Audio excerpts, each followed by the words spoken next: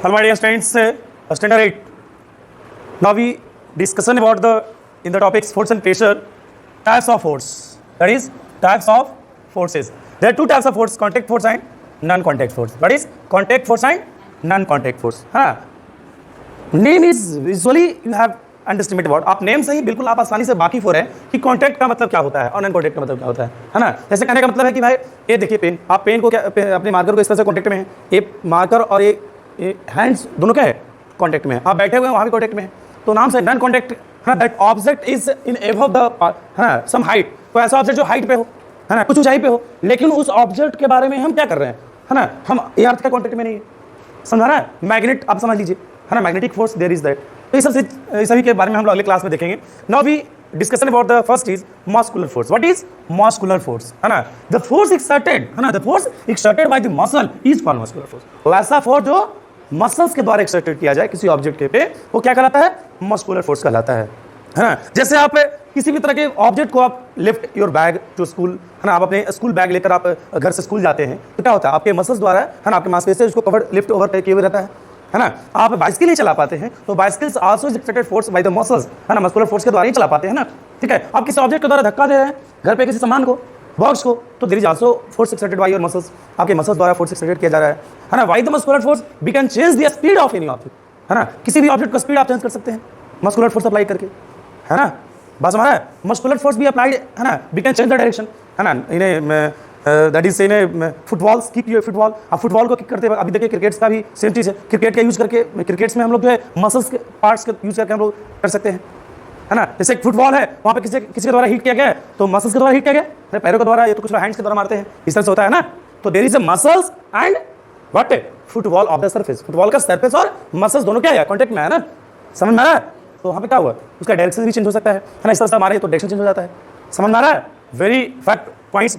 Next is mechanical force. That is mechanical force. What is mechanical force. Name से ही पता चल रहा है, muscles, muscular force exerted by muscles है ना, muscular force exerted by muscles, mechanical force exerted by machine. क्या हो गया, the force exerted by machine known as mechanical force. तो ऐसा फोर्स जो मशीन के द्वारा एक्सर्टेड हो, that is called mechanical force. और मैकेनिकल फोर्स क्या है, ये भी हमारा मशीन जो देखते होंगे, मशीन का each part of the machine is always in contact है ना. मशीन का ईच पार्ट क्या होता है, कॉन्टेक्ट में होता है ना. आप जो है आप व्हीकल्स की आप व्हील की बात कर ले, किसी व्हीकल्स का पहिया की बात करें, क्या होता है, पहिया अगर कॉन्टेक्ट में नहीं होगा रड से है ना, जैसे एक इधर वाला व्हील और इधर वाला व्हील, क्या दोनों कॉन्टेक्ट में होता है ना, होता क्या होता है. अगर वो नहीं होगा तो क्या होगा, देखते कभी व्हील क्या होता है, ऑट हो जाता है, तो ऑट देता है. उस तरह से हो पाएगा, वहाँ फोर्स लग पाएगा क्या, समझना है. इसी भी तरह से किसी भी तरह का व्हीकल्स की बात कर ले, this all the part of the machine always in contact है ना. और एक दूसरे मशीन का पार्ट क्या होता है, एक दूसरे पे क्या करता है, मशीन के द्वारा फोर्स एक्सर्टेड होता है. एक काम कर लो, जो आप पे यहाँ देख लीजिए, जो जहाँ पे ऑयल है ना, तेल का पिराई होता है ना, वहाँ जाके देखिए है ना, क्या होता है, किसी और जगह से जनरेटर के द्वारा है ना, वहाँ से फोर्स एक्सर्टेड किया जाता है ना, मैकेनिकल एनर्जी फ्यूज देकर, और एक पार्ट को पहले दूसरा पार्ट वो फीते द्वारा क्या करता है, कॉन्टैक्ट में रखे. देखे हैं, अनुभव कर रहे हैं, देखे है ना. घर में आपका बहुत सारा ऐसे जो है मशीन जो है यूज होते हैं, और सही मशीन जो क्या होता है, कॉन्टैक्ट में होता है ना. एक मशीन जो है जैसे धान का उस तरह से जो पिटाई का है ना, आपका जनरेटर के द्वारा है ना, मोटर के द्वारा क्या उससे कॉन्टैक्ट में फीता के द्वारा कॉन्टैक्ट किया जाता है, तभी मशीन चलता है. समझ में आ रहा है, सुना पड़ा है. तो you will just imagine it all over. आप आसपास से जुड़ी बातें इमेजिन कीजिए. नेक्स्ट अप्लाइड फोर्स है ना, the force that we use our hands, leg. अब ऐसा फोर्स जो लेग्स के द्वारा, पैरों द्वारा, कुछ फिंगर्स के द्वारा है ना, आप कलेक्टिविटी कॉल्ड अप्लाइड फोर्स है ना. आप किसी ऑब्जेक्ट पे आप जो फोर्स लगाते हैं है ना, तो क्या होता है, आपके हाथ का भी फोर्स लगता है, आपके पैरों का भी लगता है, आपके पूरे बॉडी का लगता है ना. समझ में. तो सारा का सारा कलेक्टिविटी जो है एक जगह कलेक्ट हो जाता है, तब वो बड़ी बढ़ता है ना. आप अनुभव कीजिए, कभी आपने किया होगा लाइफ में कि भाई किसी ऑब्जेक्ट को धक्का दे रहे हैं, आप जब हाथ चला नहीं जा रहे हैं, पैर चला रहे हैं, पूरा जोर लगा रहे हैं, तब वो बढ़ता है. तो इसका मतलब क्या है, सारा आपके बॉडी का हैंड, फिंगर्स है ना, लेग्स, सभी जो क्या एक जगह सारा फोर्स क्या कलेक्ट हो गया. जब वो बढ़ता है तो लगता है अच्छा बढ़ गया, आपको लगता है ना, अच्छा हो तो आगे चला गया. इसका मतलब आपको लगता है ओ मैं, मेरा हाथ से काम नहीं हुआ, पैर से हुआ, पैर से काम नहीं हुआ, फिंगर से हुआ. ऐसा आप लोग खेल खेले होंगे ना बचपन में. ऐसा बात नहीं है, आपको सारा का सारा फोर्स क्या हुआ, एक जगह जाके जमा कलेक्ट हो गया, और वो फोर्स अप्लाइड फोर्स में कन्वर्ट हो गया. समझ में आ रहा है, clear. Next is frictional force. Next क्या है, frictional force. The resistance into the motion, resistance the motion है ना, मतलब कोई ऑब्जेक्ट जो गति में है उसको क्या करता है, विरोध करता है. क्या करता है, विरोध करता है. क्या करता है, विरोध करता है ना. Experienced when two surface in contact move with respect. हाँ, अब दोनों क्या करेगा, दोनों एक दूसरे के कांटेक्ट में. देखिए इसको हम कर रहे हैं ना, यहाँ देखिए इस तरह से है ना. तो क्या हो रहा है, इस मार्कर का ईच जो बॉडी का पार्ट्स है, ये कांटेक्ट और इसका जो है ना, दोनों क्या कांटेक्ट में. समझ में आ रहा है, क्लियर. तो क्या करेगा, आप जब फोर्स इसको धक्का दे रहे हैं तो आगे की तरफ फोर्स लगा रहे हैं, और इस जो दोनों कॉन्टेक्ट जहाँ पे हो क्या पीछे का फोर्स लग रहा है ना, द फोर्स अप्लाइड, जो आपका फोर्स अप्लाइड होता है और frictional force that is a resistance that is opposes the forces, आप जितना फोर्स लगाते हैं उसकी विपरीत एक बल लगती है, उसके विपरीत एक बल लगती है ना। जैसे कहने का मतलब है कि सेम चीज आप जो है इधर फोर्स लगा रहे हैं ना, आप इधर फोर्स लगा रहे हैं, सपोज कि आपका फोर्स है इधर फोर्स है और ये क्या फ्रिक्शनल फोर्स हो गया है ना, इसका डायरेक्शन इधर है तो आपका डायरेक्शन इधर है, समझ में आ रहा है ना। तो each other is called friction, friction का मतलब घर्षण, नाम से घर्षण, घर्षण मतलब नाम से पता चल रहा है, पता चल रहा है ना, घर्षण बल। तो इस देखिए शॉर्ट डिफिनेशन लिखे हैं, the opposes the applied force known as friction force, है ना, समझ में आ रहा है। अपोजेस द अप्लाइड फोर्स मतलब जो आप फोर्स लगा रहे हैं उस फोर्स को उल्टा एक फोर्स लगता है, बिल्कुल लगता है, जस्ट इमेजिन इट, वहीं पे लगता है, सेम आपको दिख नहीं पाता है। वो कैसा फिनोमेना है, नेचुरल फिनोमेना है ना। फ्रिक्शन जो है कम्प्लेक्स फिनोमेना है, क्या है, कम्प्लेक्स फिनोमेना, बीच का नोट है seen over by naked I, microscope के द्वारा भी हम नहीं देख सकते हैं, समझ में आ रहा है। वो ऐसा इसको इमेजिन नहीं कर सकता, लेकिन हम लोग को अपने साइंटिस्ट ने इसका नाम दिया है, क्या दिया है, फ्रिक्शनल फोर्स दिया है, ठीक है। देखिए यहाँ पे एक हम इमेजिन किए हैं, ये बॉक्स यहाँ पे रखा गया है, देखिए इससे फोर्स लगा है जो कि मेरा अप्लाइड फोर्स है, कैसा फोर्स है, बोलो, अप्लाइड फोर्स है। और देखिए एक पीछे फोर्स लग रहा है, कौन सा, फ्रिक्शनल फोर्स है, कौन सा फोर्स है, फ्रिक्शन। देखिए इसका डायरेक्शन इधर है और इसका डायरेक्शन इधर है ना। तो देखिए सरफेस और बॉक्स दोनों क्या कॉन्टेक्ट में, आप क्या है, कॉन्टेक्ट में, क्या है, दोनों क्या है, बोलो, कॉन्टेक्ट में है ना। तो इससे क्या हुआ, हाँ, तो इससे क्या हुआ, ये जो है ऑब्जेक्ट जो है अपना यहाँ पे था, है ना, और ये अपना जगह बदल दिया, इस तरह से अपना जगह क्या हो गया, बदल दिया, है ना, इस तरह से, अच्छा एक, है ना, इस तरह से जो है अपना जगह बदल दिया। इसका क्यों जगह बदला, क्योंकि जो अपना जो अप्लाइड फोर्स है ये फ्रिक्शनल फोर्स क्या हो गया, ज़्यादा हो गया। जो हम फोर्स जो लगा रहे हैं और जो फ्रिक्शनल फोर्स लग रहा है वो हमारा फोर्स क्या हो गया, फ्रिक्शनल फोर्स से ज़्यादा होने के कारण, यही कारण है कि बॉक्स अपना पोजीशन चेंज कर लिया, समझ में आ रहा है। आप एक बड़ा सा पिंड को आप क्या कीजिए, है ना, जो कि 1000 kg है, फोर्स अप्लाइड कीजिए, लेकिन ये जो है चेंज नहीं, डजंट मूव नहीं किया। कभी अनुभव किया ना घर पे, किसी भारी भरकम चीज़ को आप उठा रहे हैं, वो जब चेंज नहीं करता बहुत गुस्सा आता है, गुस्सा नहीं आता। आप अनुभव कीजिए कि फ्रिक्शनल फोर्स जो सरफेस, यहाँ देखिए सरफेस है, क्या है, कॉन्टेक्ट में, है ना, तो इस तरह से क्या करता है, उल्टा फ्रिक्शनल फोर्स यहाँ पे क्या हो जाता है, ज़्यादा हो जाता है आपके वाले फोर्स लगाने वाले से, समझ रहा है। कभी आपने देखा है कि भाई 10 एक छोटा बड़ा सा गाड़ी है, वो किसी जगह धक्का दिया जा रहा है, एक दो लोगों के द्वारा, नहीं बढ़ा, 10 लोग आए, नहीं बढ़ा, 15-20 लोग आए, बढ़ा, इसका मतलब क्या हुआ, बोलो, जब एक दो लोगों का जो फोर्स था वो कम पड़ रहा था, फ्रिक्शनल फोर्स है ना, है ना, वजन के वजह से गाड़ी का वजन ज़्यादा होता है, ठीक है। फिर 10 लोग आया, नहीं बढ़ा, इसका वहाँ भी कम था, थोड़ा कम था, कभी कभी हिला, हल्का हिला, है ना, और फिर 20-25 लोग आए तो क्या हुआ, बढ़ गया। इसका मतलब क्या हो गया, सभी का फोर्स क्या हो गया, एक जगह कलेक्ट होकर उस पर ज़्यादा फोर्स लग गया, मतलब हमारा फोर्स क्या हो गया, फ्रिक्शनल फोर्स से ज़्यादा हो गया, समझ में आ रहा है, क्लियर, मजा आ रहा है। तो next it is represented as frictional force AFR, है ना। तो ये पॉइंट्स का frictional force depends on 2 main factor, है ना। फ्रिक्शनल फोर्स जो है 2 मेन फैक्टर पे डिपेंड करता है, एक को नेचर ऑफ द सरफेस कहते हैं और एक contact and mass of the object, है ना। याद रखिए, मैं समझा दिया अभी, नेचर ऑफ द सरफेस, ये देखिए ये स्मूथ सरफेस है ना, क्या है, क्या हो रहा है, ये जल्दी से इसके तुलना में देखिए इसका सरफेस सर्किल है तो ये जल्दी नहीं गिर जाएगा जी, ये है ना, वेरी फास्ट फॉल अप, इसका स्पीड क्या होगा, थोड़ा कम होगा इसके तुलना में, समझ रहा है, क्योंकि इसका जो सरफेस है, इसका जो बॉक्स का सरफेस क्या है ना, रगड़ा होता है, रफेस होता है, समझ रहा है। और ये जितना स्पीड से मूव करेगा एक बॉक्स को खींचेगा, जब चल पाएगा क्या, नहीं चल पाएगा। तो समझ में आ गया तक, क्लियर, कोई डाउट नहीं ना। Next is tension force. Tension force very, है ना, tension is a force exerted by spring, rods, fibres, cables when they are pulled is known as tension force, है ना। जैसे किसी रस्सी के द्वारा इस तरह से बांध कर करते हैं तो क्या करता है, वो धागा के द्वारा उस तरह से जो टेंशन, जो धागा में जो उस तरह से tightly attaches to the string by any pulley, tightly attaches to the string by any pulley known as tension force, known as tension। उस धागे में जो टेंशन हुआ ना, उस तरह से उसमें जो तनाव उत्पन्न हुआ वो टेंशन फोर्स कहलाता है। टेंशन का मतलब तनाव बल कहा जाता है, क्या कहा जाता है, तनाव बल, समझ आ गया नाम से। Next normal force, the force perpendicular, क्या है, वैसा फोर्स क्या हो रहा है, एक दूसरे पे क्या हो, परपेंडिकुलर, क्या हो, परपेंडिकुलर। देखिए इस तरह से ये हम किसी और इस तरह से रहते हैं, यहाँ पे क्या नॉर्मल फोर्स हो रहा है, देखिए दिस इज नॉर्मल फोर्स, ठीक है। ये देखिए ये जो डस्टर क्या हो रहा है, इस तरह से परपेंडिकुलर है इस बुक पे, तो यहाँ पे क्या नॉर्मल फोर्स हो गया। आप किसी भी तरह के बुक से, है ना, कॉपीज को अपने टेबल पे रखते हैं, है ना, या आप खुद यहाँ पे इस तरह से खड़ी हैं तो आप समझिए कि यहाँ पे नॉर्मल फोर्स है ना, अर्थ के ऊपर स्ट्रेट जब खड़ी हो जाते हैं इस तरह से असेंबली में, वो समझिए आप खुद नॉर्मल फोर्स हो गए अर्थ के लिए, समझ रहा है। आपका फोर्स का डायरेक्शन डाउनवर्ड है और अर्थ आपके ऊपर अपवर्ड फोर्स लगा रही है, समझ में आ रहा है। Both forces are correlative, okay. Next in class you have to understand about the non contact force, okay. Hello my dear students, that is in force and pressures. Today we have to learn about the non contact force. आज हम लोग non contact force के बारे में पढ़ेंगे, लेकिन उसके पहले आज हम कुछ और भी जो in past of the classes, हम लोग पास्ट ऑफ द क्लासेस में जो हम लोग पढ़े हैं, है ना, मतलब पीछे जो क्लासेस पढ़े हैं, that is a force formula forces, है ना। एक क्लास से मैंने रिवीजन करवाया था फोर्सेस फार्मूलाज, है ना, और accelerations, relationship between acceleration force and mass. लेकिन उसके पहले मैं आपको बिल्कुल छोटी छोटी बातें जो है बताने जा रहे हैं, वो सबसे पहले जरूरी है। देखिए सिंबल रिप्रेजेंट इंपॉर्टेंट फैक्ट्स, कुछ इंपॉर्टेंट फैक्ट्स बता रहे थे। फोर्स फोर्स का सिंबल्स क्या होता है, फोर्स एफ है ना, फोर्स को एफ से डिनोट करते हैं, मास को एम से, छोटा एम से, टाइम को टी से, टाइम को टी से। इसका एस यूनिट क्या होता है, न्यूटन। फोर्स का एस यूनिट क्या होता है, न्यूटन। मास का एस यूनिट क्या होता है, केजी। टाइम का एस यूनिट क्या होता है, सेकंड। ठीक है, तो ये इंपॉर्टेंट फैक्ट्स है और भी सारा। देखिए next we have to introduce what acceleration. What acceleration, acceleration को स्मॉल लेटर ए से डिनोट करते हैं। कौन सा लेटर, छोटा लेटर ए से, है ना, ए।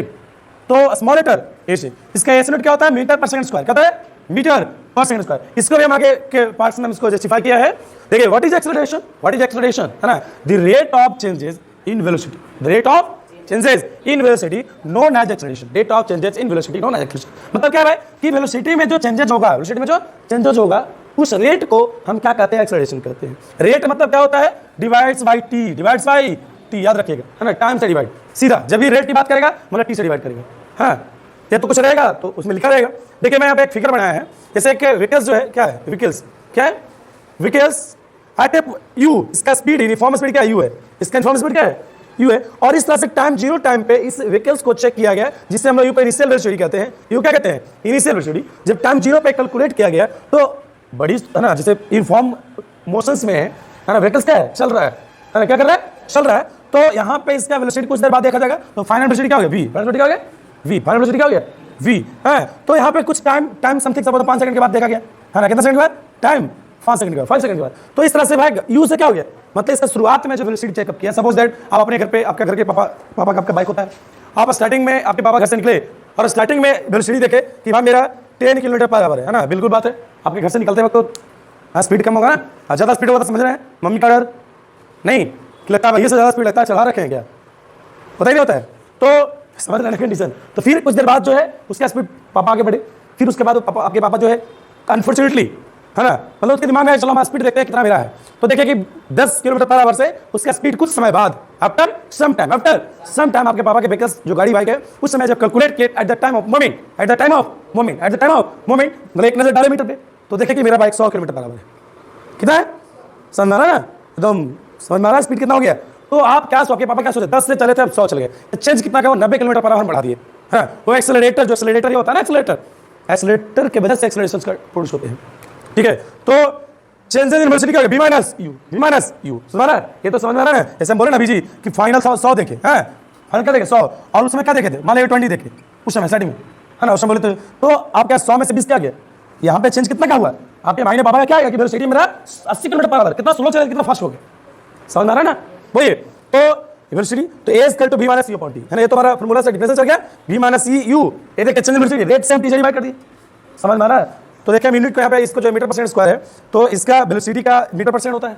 स्पीड का, स्पीड तो पढ़े आप लोग, स्पीड क्या होता है, डिस्टेंस बाई, बोलो distance by time, distance by, तो डिस्टेंस क्या होता है, मीटर होता है, और क्या होता है सेकंड, मीटर पर सेकंड, है ना। तो ये velocity just like as speed है, वेलोसिटी हैविंग है ना, इसमें मैग्नीट्यूड एज डायरेक्शन होता है, कहता है magnitude as direction, magnitude as direction. लेकिन इसमें क्या होता है आपका, है ना, स्पीड में क्या होता है, स्पीड है ओनली मैग्नीट्यूड, क्या होता है ओनली मैग्नीट्यूड।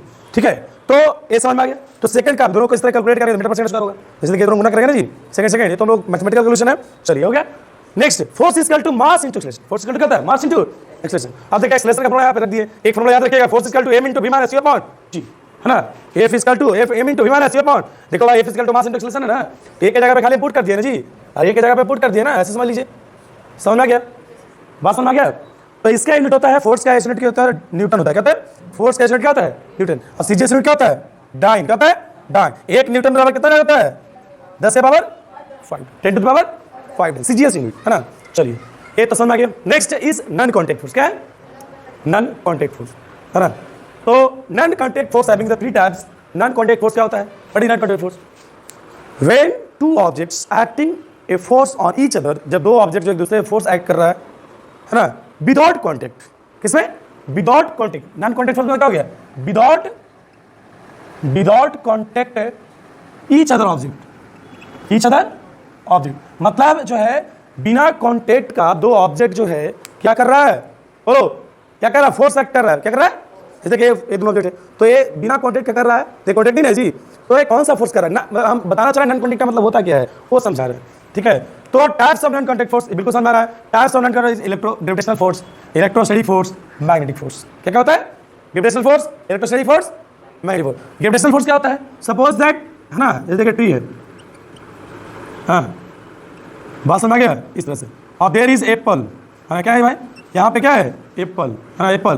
तो यहाँ पे एक तरह से अगर हम सेटिंग किए हुए हैं, है ना, इस तरह बैठे हुए हैं, तो एप्पल्स फॉल्स डाउन, है ना, एप्पल्स जब फॉल्स, यहाँ पे क्या फॉल्स डाउन, क्या होगा फॉल्स डाउन, नीचे की ओर गिरेगा तो क्या समझेंगे, अब क्या समझना चाह रहे हैं, नीचे गिरा कोई ना, इसको तो फोर्स अप्लाई किया, तो बताओ नीचे कौन, अर्थ ही ना जी, नीचे क्या है अर्थ है, नीचे कोई है इसका, कोई माँ बाप है इसका नहीं, तो कौन एक्ट करता है अर्थ, है ना।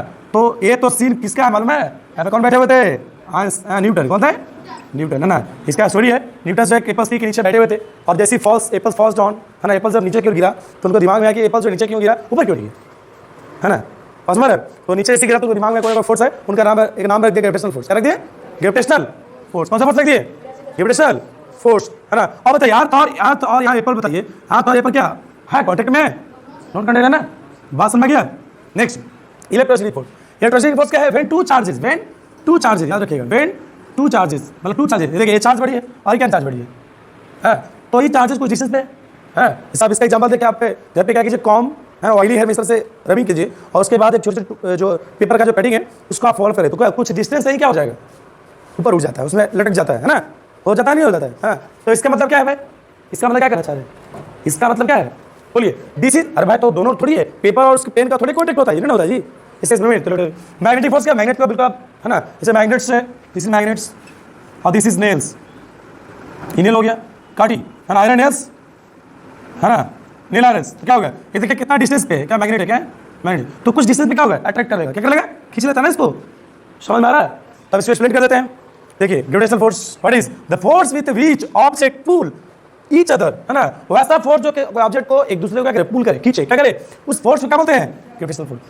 लेकिन इसमें एक रीजन है कि भाई वो एक दूसरे को खींचे, तो ये नहीं कि भाई उसका वजन जो है, उसका जो वेट है ना, का ज्यादा है, स्मॉलर हो चाहे लार्जर हो, उसका वेट जो है स्मॉलर हो या लार्जर, जैसे यहाँ पे भी ग्रेविटेशनल फोर्स लग रहा है, आप लोग बैठे हुए हैं, है ना, आप लोग एक दूसरे force, gravitational force attraction force, है ना, ग्रेविटेशनल फोर्स के एक और नाम है अट्रैक्शन फोर्स, क्या नाम है अट्रैक्शन, है ना, अट्रैक्शन मतलब समझ रहे हैं ना, अब जब बैठते तो क्या लग रहा है, दूसरे को अट्रैक्ट कर रहे हैं, नहीं कर रहे हैं, ठंडा के दिन में क्या करते हैं, सड़ जाते हैं, हाँ, गर्मी दिन में क्या करते हैं, हट जाता है, अट्रैक्शन होता है नहीं होता है, समझ में आ रहा है, ड्यू टू सीजन, है ना, तो समझ रहा है, तो द फोर्स ऑफ ग्रेविटी, है ना, ग्रेविटेशनल फोर्स का एक और नाम, अर्थ के द्वारा जो फोर्स अप्लाइड होता है उस फोर्स का नाम है क्या है, ग्रेविटी फोर्स है, क्या नाम है ग्रेविटी, क्या बोलता है ग्रेविटी, क्या नाम है, और ग्रेविटी ऑफ अर्थ क्या होता है मालूम है, मतलब पृथ्वी हमें कितने ग्रेविटी ऑफ अर्थ से खींचता है मालूम है, अगर एक्सेलरेशन की बात करें 10 मीटर पर सेकंड, कितना 10 मीटर, बोलो ये एक्सेलरेशन हो गया, जी का मतलब क्या होता है, बोलो जी का मतलब क्या होता है जी, 10 मीटर पर सेकंड स्क्वायर, ये देखिए यही एक्सेलरेशन है, समझ रहा है 10 मीटर, ऐसे इसका एग्जैक्ट होता है 9.8,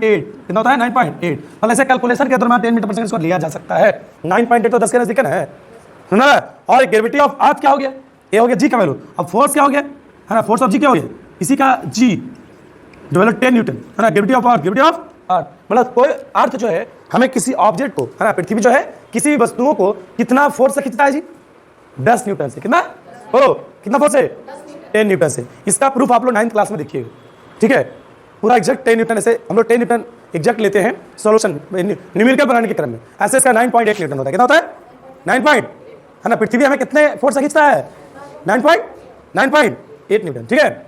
चलिए ये सब बातें हो गई, अब हम लोग जो है इस प्रकार से कुछ और भी जो हमारा यूनिवर्स की बातें करते हैं, क्या है the earth moves around the sun, है ना, सूर्य के चारों तरफ जो कौन चक्कर काटता है अर्थ, है ना, सूर्य के चारों तरफ कौन करता है ना, the earth moves around the sun, और एक और कंडीशन है the moon moves around the earth, है ना, चंद्रमा जो है क्या है पृथ्वी के चारों तरफ चक्कर करता है ना, और अर्थ किसके चारों तरफ चक्कर करता है सन का, और चंद्रमा किसके चारों तरफ चक्कर करता है अर्थ का, ठीक है, इस तरह से समझिए कंडीशन जो है ऐसा, ठीक है, मान लिया कि सन है ना, और अर्थ, है ना, देखिए अर्थ सूर्य के चारों तरफ चक्कर करता है ना, और मून जो है इस तरह से, मून जो अर्थ के चारों तरफ चक्कर करता है, समझ में आ रहा है। तो किसका देखिए ये भी जो है इसका वजन तो बहुत ज्यादा ना होता है, पृथ्वी का वजन बहुत है जी, है, तो ये जो है ट्रैक्शन फोर्स लगाता है दूसरे के, कौन सा फोर्स लगाता है, इसी को ग्रेविटेशनल फोर्स कहते हैं, और ये ग्रेविटेशनल फोर्स के वजह से ही जो है अर्थ जो है सूर्य के चारों तरफ क्या होता है चक्कर काटता है, याद रखिएगा, समझा। आपसे पूछेगा कि earth moves around the sun, moves around the sun, किसके कारण, बोलो किसका, ड्यू टू,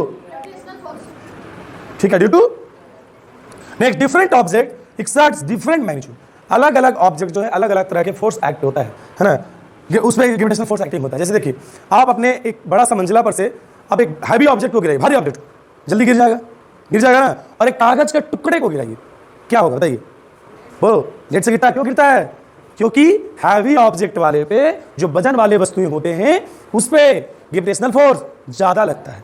समझ गए? मोर वेट मोर ग्रेविटेशनल फोर्स, हमारा less weight less gravitational force. Clear? Understand? समझ रहे? तो अब यहाँ पे देखिए कि एक नया चीज आपको मिलने जा रहा है। ग्रेविटेशनल फोर्स जो होता है अर्थ के, मतलब अर्थ जितना फोर्स लगाता है ना, किस लगाता है?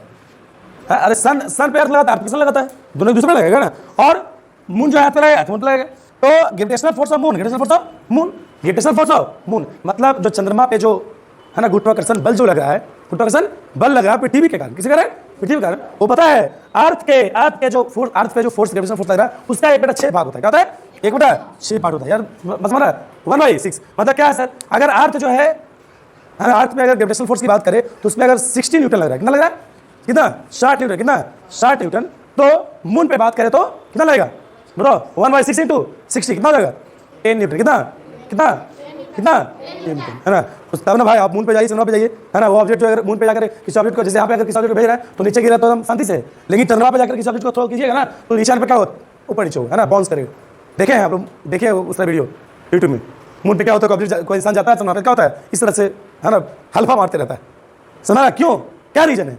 रीजन है क्या? ग्रेविटेशनल फोर्स क्या है? ये नहीं है। ग्रेविटेशनल फोर्स क्या है? अर्थ की तुलना में 1/6 भाग है। 1/6 परसेंट हमारा है। 1/6 ऑफ द परसेंट पता है जी? हैं? आपको जो है पापा 60 रुपया दिए एक दिन, और किसी दिन उसका 1/6 10 रुपया दिए, तो बहुत कम हो गया ना? समझ में आ रहा है? तो इसी को ग्रेविटेशनल फोर्स का एक और है, उसी का वेट कहते हैं ना, weight of moon. Weight of moon, weight of moon इसका नाम दूसरा है। मतलब जो वेट मतलब वजन की बात है, वेट एक फोर्स है ना? क्या है? वेट क्या है? फोर्स। वो अर्थ के फोर्स का क्या होता है? 1/6 होता है। सेम चीज इसी का है ना? तो वेट वही फोर्स कहते हैं। वेट को क्या कहते हैं? वो वेट और मास में अंतर है। वेट और मास में बहुत अंतर है। मास एक वजन के लिए हो गया, वेट क्या हो गया?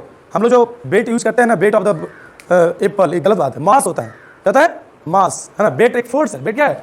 फोर्स। समझ में गया तक? Next, electrostatic force, the force between electric charge known as electrostatic. Electric charge के बीच में जो फोर्स एक्टिंग हो रहा है उसे क्या बोलते हैं? बोलो क्या बोलते हैं? Electrostatic force. क्या बोलते हैं?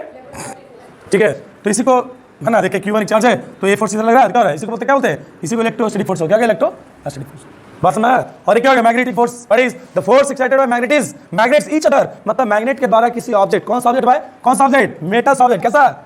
अरे भाई मेटल्स का कांटेक्ट किससे क्या जा सकता है? मैग्नेट से। मैग्नेट नॉन मेटल से थोड़ी होगा, नहीं होगा। जैसे आयरन है, निकेल है, ये सब सारा क्या है? मैग्नेट फोर्स अप्लाइड होगा। ठीक है, और मैग्नेट फोर्स क्या है? उसमें तो दोनों नॉन कांटेक्ट से होता है जी, अनुभव है ना? ठीक है, इस तरह से आप लोग